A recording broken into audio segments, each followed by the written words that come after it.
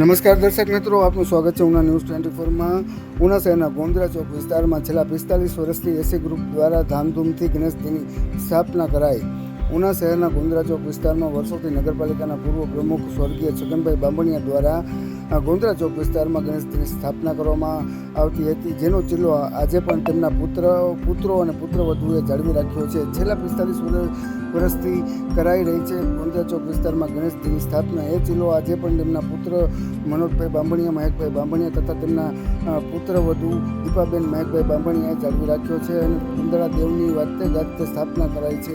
આ તકે ગીર સોમનાથ જિલ્લાના તેમજ જૂનાગઢ જિલ્લાના કોળી સેનાના પ્રમુખ દીપાબેન બાંભણિયાએ જણાવ્યું હતું કે ઉના શહેરમાં વિવિધ જગ્યાએ વાતે ગાતે ગણેશજીની સ્થાપના કરવામાં આવી છે અને તમામ લોકો પર ગણેશજીના આશીર્વાદ રહે અને આ તહેવારને શાંતિપૂર્ણ ઉજવણી કરવામાં આવે તે બાબતની અપીલ જે છે તે ગીર સોમનાથ જિલ્લા તેમજ જૂનાગઢ જિલ્લાના કોળી સેનાના પ્રમુખ શ્રી દીપાબેન બાંભણિયા દ્વારા અપીલ કરવામાં આવી હતી। તમારો પરિચય?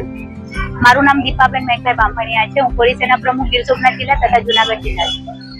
અભી કેટલા વર્ષોથી અહીંયા ગોંદરા ચોકમાં આપણે સ્થાપના કરી? આશરે 45 વર્ષ ઉપરથી આ ગોંદરા ચોકમાં મારા સ્વર્ગસ્થ અમારા સસરા છગનભાઈ ભગવાનભાઈ બાંભણિયા જે પૂર્વ નગરપાલિકાના પ્રમુખ હતા, એ વર્ષોથી અહીંયા સ્થાપના કરતા હતા અને એમના પછી આજે અમે પણ આ કાર્ય ચાલુ રાખ્યું છે।